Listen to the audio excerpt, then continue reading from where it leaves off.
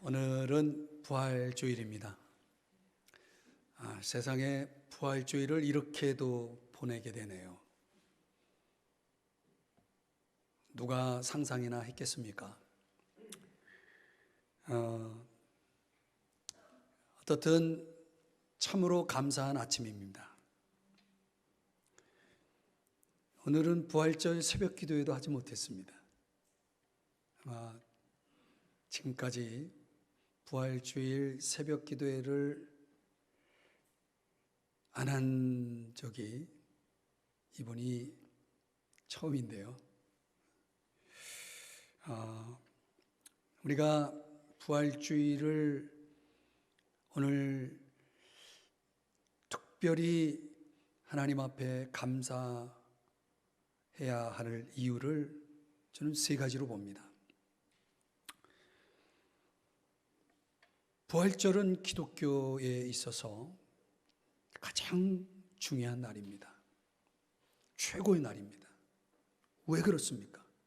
첫 번째는 부활은 우리의 죽음을 정복한 날이기 때문에 그렇습니다. 우리의 부활을 우리가 생각할 때마다 여러분들은 죽음의 정복, 이것을 기억해야 됩니다. 죽음의 정복입니다. 얼마나 많은 사람들이 코로나 바이러스로 인해서 죽음의 공포, 두려움을 느낍니까? 부활을 믿는 우리들은 죽음의 정복을 이룬 그 부활을 지니고 사는 우리들이기 때문에 우리는 죽음을 두려워하지 말아야 됩니다. 부활이 없었다면 우리는 한평생 죽음을 두려워하면서 죽음의 종로로 됐을 것입니다. 히브리서 2장 15절 말씀입니다. 부활은 우리의 죽음의 정복입니다. 부활이 왜 중요하냐? 두 번째는 우리 죄의 용서의 확증이기 때문에 그렇습니다. 고린도전서 15장 17절의 말씀에 의하면 만약 예수님의 부활이 없었다면 우리는 여전히 죄 가운데 있었을 것입니다. 예수님의 십자가는 우리의 모든 죄와 심판의 문제를 감당하신 거라면 예수님의 부활은 이제 우리의 모든 죄가 용서되었다는 선언인 것입니다. 부활이 왜 중요하냐? 세 번째는 우리 부활의 확증이기 때문이다. 고린도전서 15장 23절의 말씀에 보면은요, 우리가 만약 예수님의 부활이 없다면 우리 부활도 없는 거예요. 예수님은 부활의 첫 열매시잖아요. 예수님의 부활을 믿는 사람들은 예수님의 부활을 본을 받아서 그 본을 따라서 부활의 삶을 살게 된다는 것입니다. 믿으시기 바랍니다.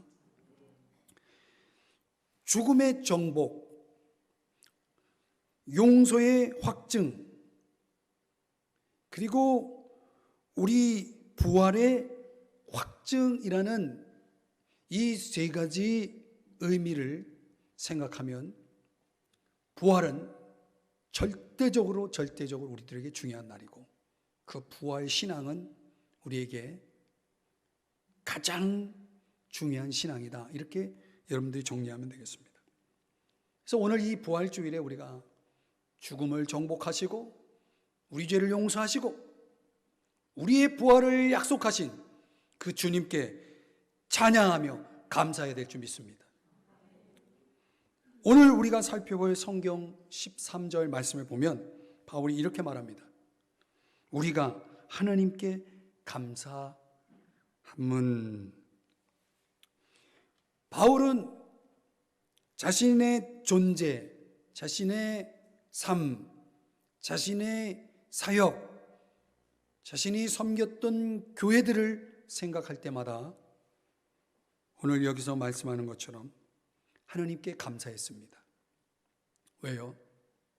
그것이 하나님의 은혜였기 때문에, 하나님의 전적인 은혜라는 그런 생각으로 그는 하나님께 끊임없이, 오늘 본문에 나오는 것처럼 끊임없이 연속적으로 하나님께 감사하는 삶을 살았습니다. 고린도전서 15장 10절 말씀에 보면 이제 바울의 대표적인 고백 아닙니까? 내가 나 된 것은, 존재적인 거죠, 하나님의 은혜로 된 것이니. 또 바울의 사역과 삶을 보면 더 많이 수고했다. 누구보다? 모든 사도보다. 그런데 그것이 내가 한 것이 아니요 오직 나와 함께 하신 뭐다? 하나님의 은혜다. 이게 바울의 고백입니다. 바울은 그저 자신의 모든 것이 하나님의 은혜다라고 하는 것 속에서, 그런 생각, 그런 깨달음 속에서 항상 감사가 있었다는 거예요. 모든 게 하나님이 주신 거다, 그분으로 말미암았다. 그러니 어떻게 감사하지 않을 수가 있겠습니까? 여러분도 감사하시나요? 여러분의 존재에 대해서, 여러분의 삶에 대해서, 여러분의 신앙에 대해서 감사하시나요? 마스크를 쓰고 계셔서 어떻든 여러분들, 오늘 우리가 이런 감사를 생각하면서, 오늘 본문에도 바울이 감사를 하고 있잖아요. 근데 그 감사의 내용을 들여다보면 세 가지의 감사가 있어요. 오늘 이 바울의 세 가지 감사를 함께 묵상해 보려고 합니다. 이 부활주일인 오늘 우리가 이 바울의 감사의 요인을 살펴보면서 우리의 감사의 삶을 돌아보고 결단하는 그런 시간이 되기를 바랍니다. 바울의 감사, 그리고 우리의 감사는 뭡니까? 첫 번째로 말씀의 역사입니다. 말씀의 역사. 13절 말씀을 보면 진실로 그러하도다. 이 말씀이 또한 너희 믿는 자 가운데에서 역사하느니라. 이렇게 말씀합니다. 여기 역사한다라는 에넬게오라는 단어가 나오는데요, 효과적이다, 능력 있다, 살아 움직이다, 이런 뜻입니다. 뭐가 역사한다는 말이냐? 오늘 성경을 보면 주어가 말씀이 역사한다 이렇게 나와 있어요. 말씀이 역사한다. 말씀이 역사한다는 말은 무슨 뜻입니까? 사람들의 삶이, 생활이 말씀으로 변화된다는 걸 말하는 거예요. 말씀으로 변화된다.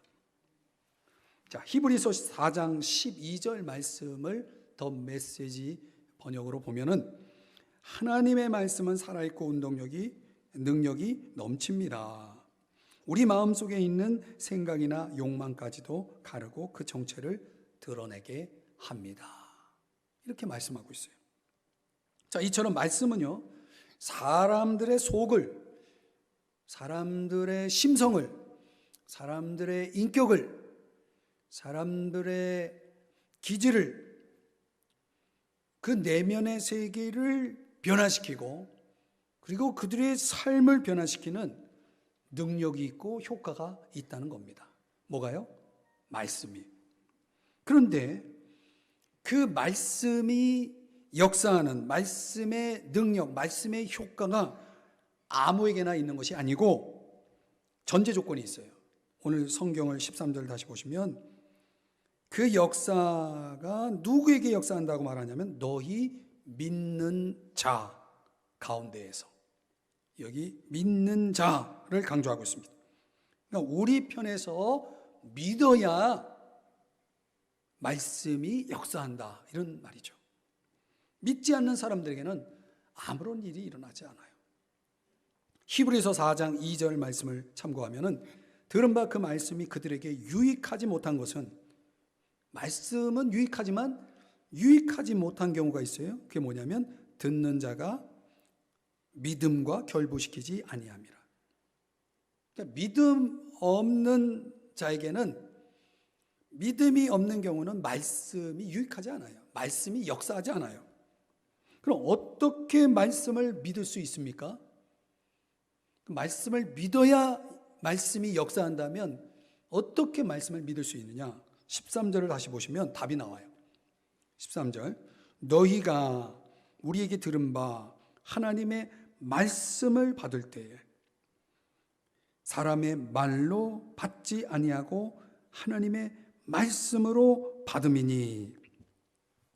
여기 받는다라는 단어가 나오는데요, 앞에서 언급한 전자의 그 받다라는 단어하고 뒤에 나오는 받다라는 단어가 우리말로는 같은데 원어는 다른 단어를 쓰고 있습니다.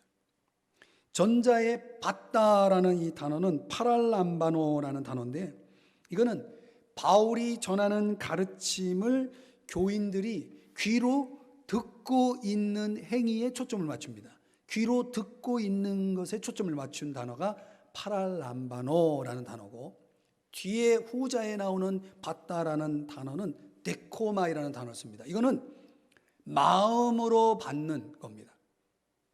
귀로 들을 뿐만 아니라 마음으로 받고, 주관적으로 개인적으로 받고, 기쁨으로 열정적으로 열렬히 그 말씀을 받아들이는 행위에 초점을 맞춥니다. 귀로 듣는 것과 마음으로 그렇게 열렬히 받는 것의 차이는 엄청나게 큽니다. 오늘 이 시간 하나님의 말씀을 우리가 받고 있잖아요. 근데 어떤 사람은 귀로 그냥 듣기만 하고, 어떤 사람은 그 말씀을 마음으로 주관적으로 개인적으로 받아들이면서 저 말씀은 내 말씀이야, 그렇게 마음으로 열렬히 받아들이는 사람과의 그 차이는 뭡니까? 그 말씀의 역사가 달라요. 누가복음 8장 15절의 말씀에 보면요, 좋은 땅에 있다는 것은 착하고 좋은 마음으로 말씀을 듣고 지키어 인내로 결실하는 자니라. 자, 여러분, 이렇게 하나님의 말씀을 그냥 귀로 듣는 걸로 끝나는 것이 아니라 그것을 받고 또 그것을 지켜서 인내로 결실한다. 야, 이렇게만 산다면 얼마나 좋을까요? 이렇게만 산다면 얼마나 좋은 일입니까? 데살로니가 교인들이 바로 그런 사람들이었다는 거예요. 오늘 본문에서 바울이 이걸 감사하고 있어요. 왜 감사하고 있습니까? 기도 응답이기 때문에요. 말씀의 역사는 바울에게 있어서는 기도 응답이에요. 데살로니가 교인들에게 말씀이 역사한 그 이유는 바울의 기도가 있었기 때문이라는 거죠. 바울은 이런 기도를 참 많이 합니다. 에베소 1장 16절 이하 18절 말씀에 보면, 내가 기도할 때에 지혜와 계시의 영을 너에게 주사. 이게 중요하거든요. 그러니까 말씀을 듣는 사람에게 성령의 역사가 있어야 그 말씀의 역사가 나타나니까. 그래서 지혜와 계시의 영을 너에게 주사 하나님을 알게 하시고, 또 마음의 눈을 밝히사. 이 마음의 눈이 밝아져야 말씀이 깨달아지거든요. 받아들여지거든요. 에베소 6장 19절 이하에서는 내게 말씀을 주사 나로 입을 열어 복음의 비밀을 담대히 알리게 하옵소서. 이 전하는 사람이나 듣는 사람들 모두를 위해서, 말씀의 역사를 위해서 이렇게 계속, 오늘 제가 소개한 이 두 가지뿐만 아니라 여기저기서 계속해서 바울이 기도를 드리는 것을 알 수 있어요. 그러니까 바울은 이 말씀의 역사를 위해서 기도했기 때문에, 또 그 응답을 통해서 데살로니가 교인들에게 그런 일들이 일어났기 때문에, 그래서 감사하고 있다는 거예요. 여러분, 말씀의 역사 우리들에게도 있나요? 말씀으로 변화되고 말씀의 열매가 있는 저와 여러분이 되기를 주의 이름으로 축복합니다. 우리의 자녀들에게도 그런 역사가 일어나야 됩니다. 우리의 가정 속에 있어야 됩니다. 그런 역사가 있어야 됩니다. 이웃들에게도 그런 일들이 일어나야 됩니다. 어떻게 일어납니까? 기도해야 됩니다. 오늘 이 시간 하나님 앞에 나와 예배 드릴 때 여러분들 기도했어야 됩니다. 말씀의 역사가 일어나게 해달라고. 우리의 평소 하나님 앞에 우리가 그렇게 기도하면 하나님께서 응답해 주실 것을 믿습니다. 말씀의 역사, 말씀의 변화, 말씀의 열매가 있기를 위해 날마다 기도하며 그 응답으로 하나님 앞에 감사하는 저와 여러분이 되기를 주의 이름으로 축복합니다. 두 번째로 바울의 감사, 우리의 감사는 뭡니까? 동일한 고난입니다. 동일한 고난. 14절 말씀에 가보면 너희도 너희 동족에게서 동일한 고난을 받았느니라. 이렇게 말씀합니다. 앞에 이 말씀의 역사가 내적인 역사, 내적인 경험이라면 여기서 말하는 고난을 받다, 이 파스코라는 단어는 고통스러운 체험을 의미하는데요. 외부의 영향으로 인해서 해를 당하는 어떤 체험을 말합니다. 그러니까 외부의 영향, 이 외부의 영향 도대체 뭘까? 14절에서 이렇게 말합니다. 너희 동족에게서. 여러분, 말하자면 자기 나라 사람들에게서 이런 고통스러운 체험을 당한 것입니다. 여러분, 우리가 인생을 살아가면서 나랑 가까이 있는 사람, 내가 잘 아는 사람, 내가 믿는 사람, 내 주변에서 나와 더불어서 교제하며 살아가고 있는 사람들, 이런 사람들을 보면은 우리가 믿고 또 교제하고 하잖아요. 그런데 그런 사람들에게서 우리가 종종 고통스러운 체험을 당할 때가 있다는 거죠. 이 지금 고난을 받다, 이 파스코라고 하는 이 고통스러운 체험이 고린도 이 교회, 또 데살로니가 교회, 그리고 로마 교회, 이런 모든 교회들 안에서, 더 나아가서는 저 유대에 있는 교회, 예루살렘 교회, 모든 교회들이 그런 고난, 동일한 고난을 받았다라고 말하고 있는 것입니다. 여러분, 우리가 인생 속에서 이런 일을 당하면 얼마나 어렵습니까? 그래서 그 때문에 무너진 사람도 많고, 그 때문에 불행해지는 사람도 많고 그렇습니다. 그런데 데살로니가 교회 성도들은 왜 그런 일을 체험했는가? 이유가 뭔가? 14절을 다시 보면 유대에 있는 하나님의 교회들을 본받은 것과 관련이 있습니다. 유대 지역에 있는 교회들이 겪었던 체험, 그들이 당한 고난과 동일한 것이었다는 거예요. 어떤 체험인가? 15절을 보겠습니다. 유대인은 주 예수와 선지자들을 죽이고 우리를 쫓아내고 하나님을 기쁘시게 하지 아니하고 모든 사람에게 대적이 돼요. 이게 이 구절에서 유대인들이 어떤 일을 했는지를 설명해 주는데요. 세 가지를 합니다. 첫째는 죽이고, 누구를 죽이냐면 주 예수님과 구약시대의 선지자들 죽였다. 누가? 유대인들이. 왜 예수님을 죽였습니까? 이유는 유대의 지도자들이 종교적인 적의와 질투가 있었기 때문이다. 깊이 살펴보면 존 스타트의 그리스도의 십자가라는 책을 읽어봐야 됩니다. 예수님이 왜 죽으셨느냐?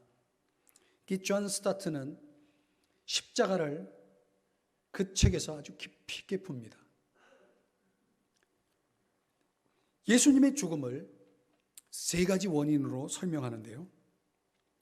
첫째는 유대 지도자들이 예수님에 대해서 종교적인 적의와 질투를 했기 때문이다. 그러니까 유대인들이 자기들이 가지고 있던 기득권을 예수님에게 뺏기는 거예요. 예수님이 너무나 인기가 올라가고 많아지고 하니까 예수님을 질투해가지고 유대인들이 죽였다는 겁니다.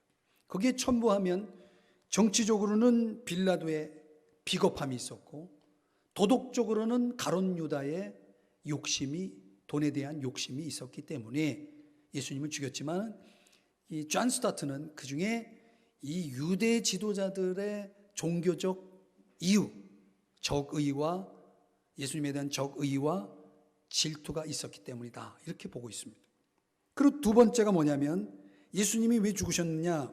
그것은 메시아로서의 예수님에 대한 고난과 죽음의 구약 예언의 성취였다.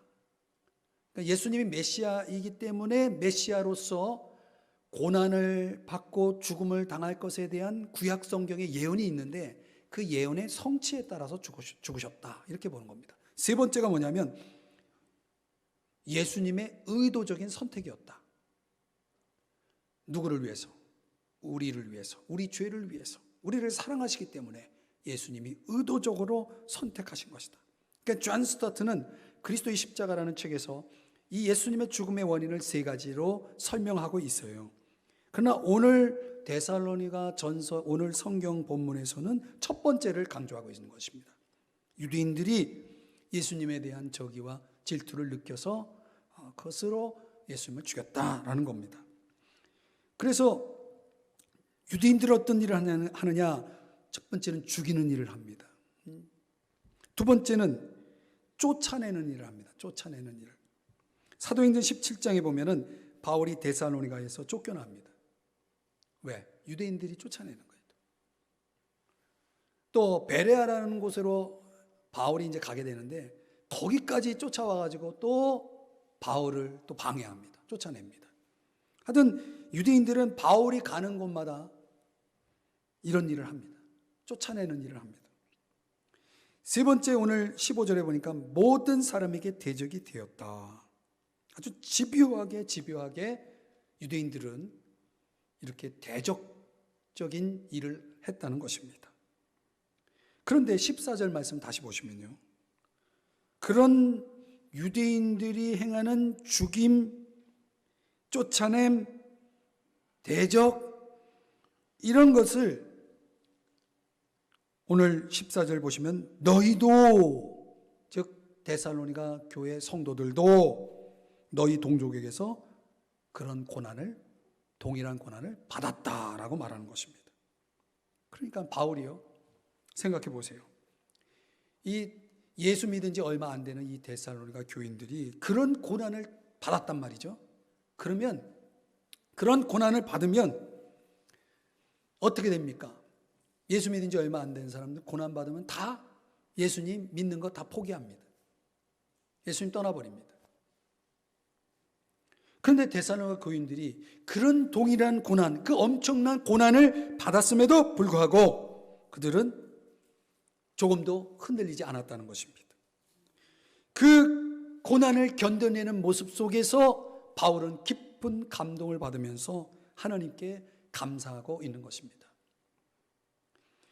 데살로니가 교인들이 고난 속에서 예전의 그 우상 숭배의 삶으로 돌아가지 않고 믿음을 잘 지킨 그 비결은 무엇일까요? 14절을 보면 여기에도 또 답이 나옵니다. 너희가 그리스도 예수 안에서, 바로 이것 때문에, 그리스도 예수 안에 있기 때문에 데살로니가 교인들은 고난 속에서 그들은 흔들리지 않고 믿음을 잘 지킬 수 있었던 것입니다. 그럼 그리스도 예수 안에서라는 말은 무엇입니까? 이것은 앞서 제가 다른 성경 강해하면서 여러분에게 설명드린 내용인데 다 잊어버리셨죠?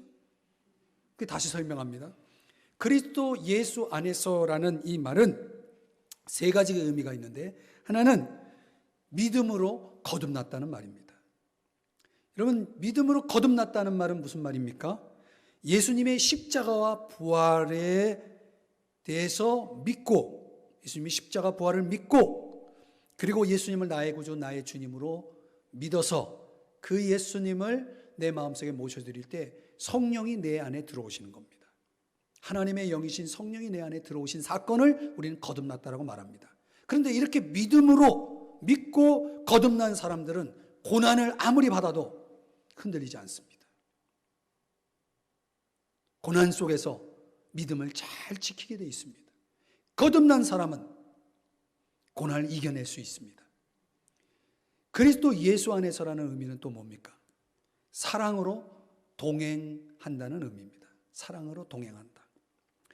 우리 주님과 함께, 예수 그리스도와 함께 호흡하면서, 함께 생각하면서, 함께 말하고 행동하는 그런 삶을 얘기합니다. 이런 동행의 삶은 사랑이 있어야 가능합니다. 여러분 보세요. 사랑하는 사람과 동행하는 게 얼마나 즐거운가. 고난이 있어도 사랑이 있고 동행이 있으면 그 고난은 이겨낼 수 있습니다. 데살로니가 교인들은 바로 이 그리스도 예수 안에서 주님과 사랑으로 동행하고 있었기 때문에, 그리고 교회 안에서도 사랑의 동행과 교제가 있었기 때문에 그들은 그 고난을 이겨낼 수 있었던 것입니다. 그리스도 예수 안에서라는 의미는 세 번째로 소망으로 부활과 영생을 누린다는 의미가 있습니다. 소망이 있는 거예요. 저 하늘나라에 대한 소망.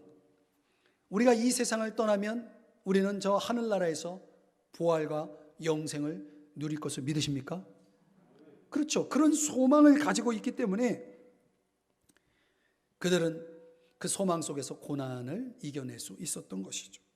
이와 같이 데살로니가 교회가 그리스도 예수 안에서 믿음으로 거듭났죠. 사랑으로 동행하고 있죠. 소망으로 부활과 영생을 누릴 것을 확신하고 있죠. 그런 가운데서 고난, 박해, 핍박 이런 것들을 당하고 있지만 그런 것들을 너끈히 이겨낼 수 있었던 것이죠. 이 바울은 그런 걸 생각하면서 주님께 지금 감사하고 있는 거예요. 여러분, 오늘 우리는 어떻습니까? 여러분들에게 어떤 고난이 있습니까? 그 고난이 어쩌면 나의 믿음을 테스트하고 있고, 나의 사랑을 테스트하고 있고, 나의 소망을 테스트하고 있지 않나요? 내가 믿음이 있다면 나는 고난을 이겨낼 수 있는 겁니다. 나에게 사랑이 있다면 나는 고난을 이겨낼 수 있는 겁니다. 나에게 소망이 있다면 역시 고난은 이겨낼 수 있는 것입니다. 저는 필립 얀시라는 기독교 저술가가 쓴 비망록이라는 책을 읽어봤는데요. 거기에 그런 내용이 나와요. 예수께서는 우리들에게 십자가를 지라고 말씀하셨으며 양을 늑대 속으로 보내듯이 우리들을 세상으로 보내셨다. 그리고 예수님의 제자들은 대부분 순교했다. 그런데도 왜 텔레비전 설교자들은 크리스천들에게 번영과 안전을 약속하고 있을까? 깊이 생각해 보아야 할 내용이죠. 저는 책에서 이 내용을 읽을 때 얼마나 충격을 받았는지 몰라요. 저도 설교자로서 크리스천들에게 번영과 안전을 약속하고 그런 내용의 설교를 할 때가 종종 있는데, 오늘 성경 속에 있는 예수님의 제자들은 정반대의 삶을 살았다는 거예요. 그 필립 얀시는 그러면서 그 책에서 도로시 세이어즈, 영국의 추리소설 작가인데 그 도로시 세이어즈라고 하는 사람의 이야기를 전합니다. 그에 의하면 하나님의 첫 번째 굴욕은 성육신이다. 왜냐하면 이때 하나님께서는 육신의 한계를 입으셨기 때문이다. 두 번째 굴욕은 십자가이다. 이때 하나님께서는 모든 사람이 보는 가운데서 죽음의 치욕을 받으셨기 때문이다. 세 번째 치욕은 교회다. 왜 교회입니까? 설명하면 철학자 니체가 있죠. 철학자 니체가 이런 말을 했다는 거예요. 예수님의 제자들이 전보다 더 구원받은 것처럼 보이면 나도 그 제자들의 구세주를 믿겠다. 이 니체의 말을 이해하시겠습니까? 그러니까 니체가 볼 때, 이 무신론자 철학자 니체가 볼 때 예수 믿는다고 하는 사람들이 구원받았다고 하는데 그들의 삶을 보면 더 구원받은 것처럼 보이지 않는다는 거예요. 너희들이 만약 그런 모습을 보인다면 나도 너희들이 믿는 구세주를 믿겠다라는 말이에요. 그래서 그는 교회는 그런 면에서 하나님의 치욕스러운 존재라고 말하고 있는 것입니다. 사랑하는 여러분, 오늘날의 기독교가 지금 하나님의 치욕스러운 존재가 되고 있다는 것은 얼마나 아이러니합니까? 성경 히브리서 11장에 보면은 거기에 믿음을 가진 사람들의 이야기가 쭉 나옵니다. 근데 그 사람들의 공통점이 뭡니까? 그들이 믿음을 가졌다는 공통점인데 그들에게 나타난 공통점은 고난의 집중 포화를 받은 사람들이 거기에 쭉 기록이 되어 있다는 겁니다. 믿음은 뭡니까?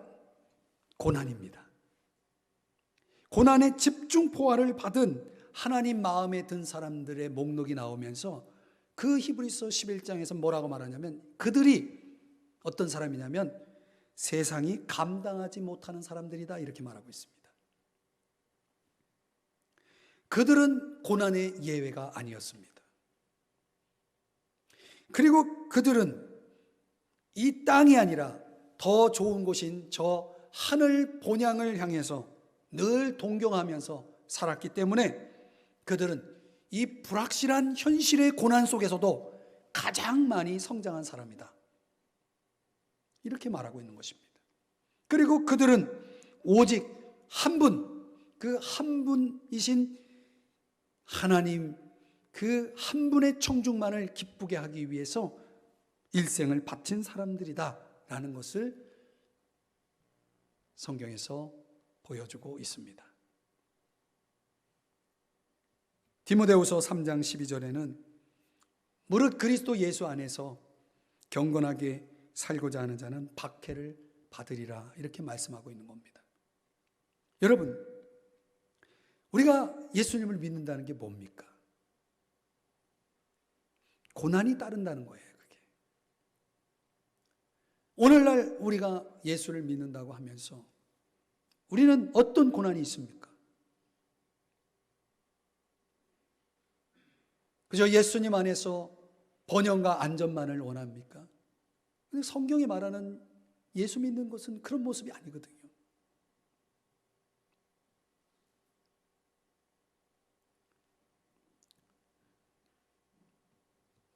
저는 이 지금 코로나 바이러스라는 이 사태가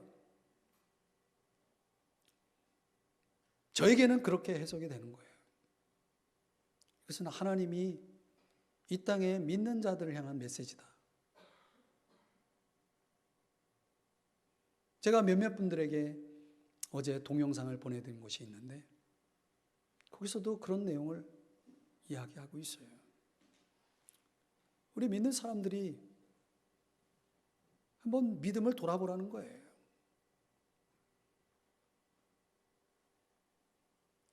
그리스도 예수 안에서 경건하게 살고자 하는 자는 핍박을 받으리라, 박해를 받으리라. 성경은 이렇게 말하는데 내가 박해가 없다면 나는 경건하게 살고 있다라고 말할 수 있는가? 그런 거죠. 이런 지금의 상황들 속에서 나는 어떤 고난을 받고 있는가? 우리가 깊이 우리 자신을 돌아봐야 하는 것입니다. 사랑하는 여러분, 오늘 부활주일에 우리는 그리스도 예수 안에 있는 사람들로서 그리스도 예수 안에서 살고 있는 자로서 내가 겪고 있는, 받고 있는 고난을 감사하면서 하나님 앞에 예배하고 있나요?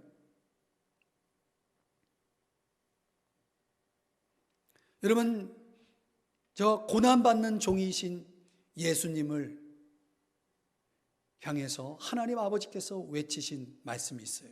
마태복음 3장 17절에 이는 내 사랑하는 아들이요 내 기뻐하는 자라라는 말씀입니다. 고난받는 종을 향해서 하신 말씀입니다. 오늘 이 땅에 주님을 위해서 경건하게 살고자 고난을 받는 하나님의 사람들을 향해서 지금도 저 하늘 아버지께서 우리를 향해서 이는 내 사랑하는 아들이요 내 기뻐하는 자라고 말씀하시고 아니겠습니까? 오늘 우리들은 이런 하나의 일련의 사건을 속에서 우리의 믿음의 실체를 들여다보고 다시 한번 정신을 바짝 차리지 않으면 안 되는 것입니다.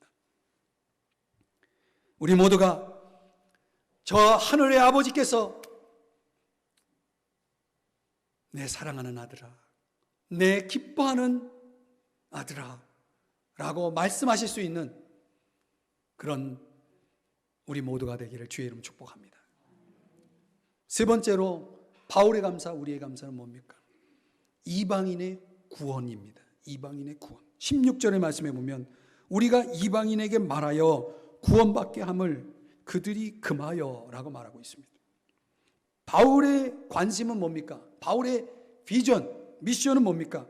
이방인들이 구원받는 것이었다는 거예요. 그런데 그것이 얼마나 어려운 일인지 몰라요. 왜? 여기 금하여라고 하는 것이 있죠. 얼마나 많은 사람들이, 특별히 유대인들이 그걸 막는 거예요. 방해하는 거예요. 예수 믿지 못하게 방해하는 일들을 하는 것입니다. 유대인들 얼마나 적대적입니까? 마태복음 23장에 보면 예수님께서 이런 말씀을 했습니다. 너희는 선지자들의 무덤을 만들고 의인들의 비석을 꾸미는구나. 31절에 보면 선지자를 죽인 자의 자손임을 스스로 증명한다. 34절에 보면 너희가 더러는 죽이고 십자가에 못 박고 더러는 회당에서 채찍질하고 이 동네 저 동네 따라다니면서 박해할 것이다. 예수님께서 이런 말씀하셨습니다. 이런 행동에 대해서 오늘 성경 16절 본문을 보면은 자기 죄를 항상 채우며, 여기 채운다라고 하는 것은 죄가 잔에 가득 차가지고 한계에 도달한 것을 얘기하거든요.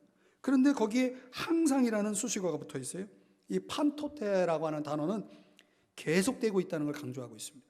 그러니까 이미 찼는데, 죄가 찼는데 거기에다가 계속적으로, 죄가 이미 찼는데 계속적으로 죄를 또 짓고 있는 거예요. 여러분 잘 들으세요.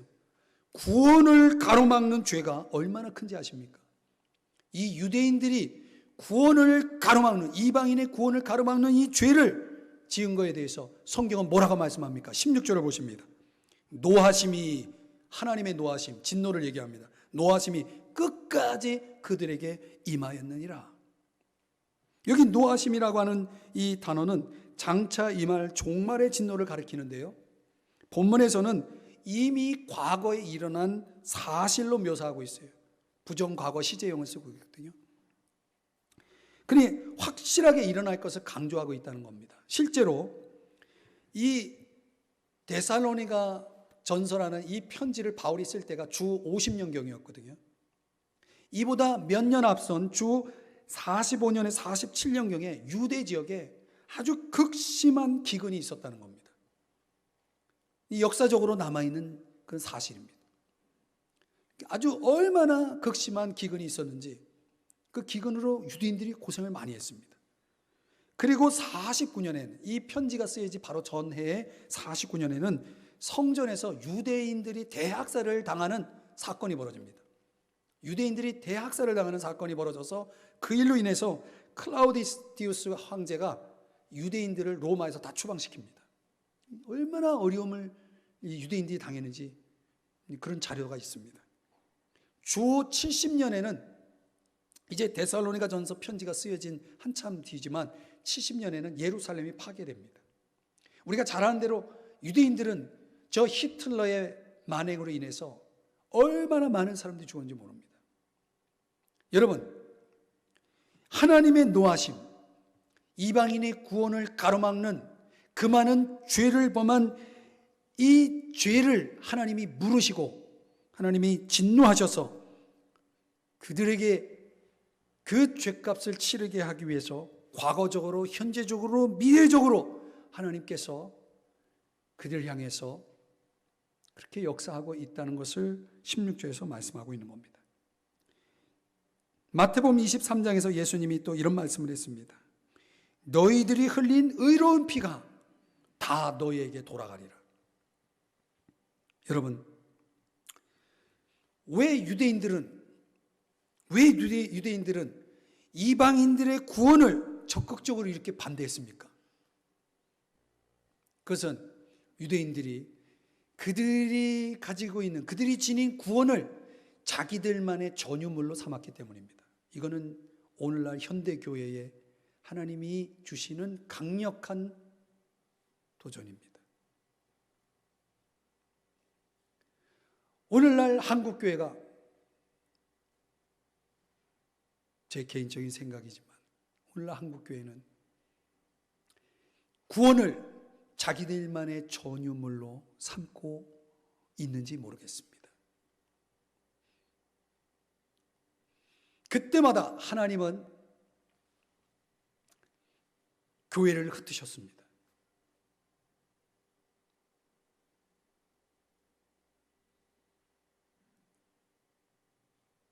이 내용은 제가 개인적으로 성경을 묵상하면서 제 안에서 깨닫고 있는 겁니다.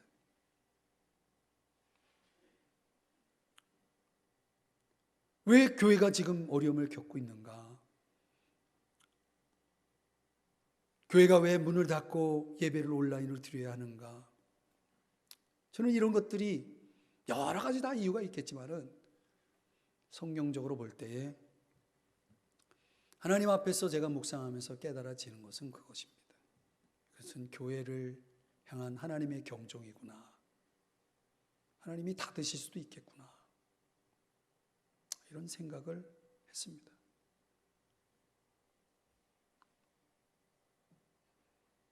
바울은 그런 구원에 대해서 적극적으로 방해하고 금하는 그런 일들이 있었음에도 불구하고 바울은 계속해서 이방인들의 구원에 대한 관심을 조금도 바꾸지 않고 계속 그 관심을 갖고 그 관심을 위해서 애쓰는 것을 봅니다. 고린도전서 9장 16절에는 복음을 전하지 아니하면 화가 있을 것이다. 모든 사람에게 종이 된 것은 더 많은 사람을 얻고자 합니다. 로마서에 가면은 내 자신이 저주를 받아 그리스도에게서 끊어질지라도 원하는 바다. 뭐를? 내 민족의 구원을. 디모데전서에 가면은 하나님은 모든 사람이 구원을 받으며 진리를 아는 데 이르기를 원하신다. 이제 바울은 데살로니가 교회에 편지를 쓸 때도 그랬고 또 이후에 고린도 교회에 로마 교회에 그리고 사랑하는 영적 아들 디모데에게 편지를 쓸 때도 순교하기 직전까지도 그는 한 번도 변하지 않고 모든 사람의 구원을 위해서 관심을 갖고 애쓰고 힘썼던 사람입니다. 그 결과물로 그 예 중에 하나가 데살로니가 교회입니다. 이방인들의 공동체죠. 그들이 구원받아서 하나님의 작품으로 이렇게 세워져 있는 것입니다. 그것을 이 바울은 감사하고 있는 것입니다. 우리들에게 이런 감사가 있습니까? 오늘 이 부활절 하나님 앞에 나와 예배드리는 우리들에게 이런 감사가 있습니까?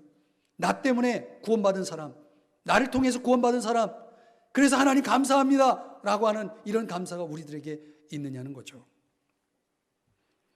요하네스 블라우라고 하는 선교학자가 그리스도의 부활을 대전환점이다라고 설명하고 있습니다. 대전환점이다. 이것은 교회는 두 가지 역할이 있는데 구심적 역할과 원심적 역할이 있는데 구심적 역할이라는 것은 사람들을 불러 모으는 겁니다. 그래서 하나님을 예배하게 하는 겁니다. 원심적 역할은 세상으로 나아가서 복음을 전하는 겁니다. 예수님의 부활은 이 구심적 역할과 원심적 역할을 전환시키는 그 기준점이 되었다라고 요하네스 블라우라는 학자가 말하고 있습니다. 그래서 예수님의 부활을 믿고 그 부활에 참여하는 우리들은 이 두 가지 운동에 참여해야 되는 겁니다. 하나는 사람들을 불러 모아서 예배드리게 하는 예배운동, 또 사람들로 예수 믿게 하기 위해서 세상으로 나아가는 선교운동, 그 예배운동과 선교운동이 함께 이루어지도록 부활하신 예수님이 지금 우리에게 명령하고 있다는 겁니다. 예배를 명령하고 있고 선교를 명령하고 있다는 것입니다. 우리는 이런 운동에 힘써야 하는 것입니다. 그리고 이런 운동에 참여하면서 하나님께 감사할 것이 있어야 한다는 거죠. 저는 오늘 부활주일 맞이해서 바울의 감사에 대해서 적용하면서 나는 하나님께 뭘 감사해야 될까 하는 생각을 해봤습니다. 믿음에 있어서 나는 얼마큼 말씀의 역사가 있는가, 말씀의 역사, 말씀의 변화, 말씀의 열매가 나에게 얼마나 있는가, 나에겐 고난이 있는가, 주님을 위해 당하는 영광스러운 고난이 장차 나에게 하나님 앞에 영원한 스타, 훈장을 받을 수 있는 길이 된다면 나는 이 땅에서 주님을 위해 어떤 고난을 받고 있는가? 이방인들의 구원, 사람들을 하나님께 이끌고 천국으로 이끄는 일에 얼마나 동참하고 있는가? 이런 물음을 여러분들에게 던지면서 저는 이 세 가지 감사가 우리들의 평생, 저와 여러분의 삶 속에 풍성하기를, 가득하기를 주의 이름으로 축복합니다.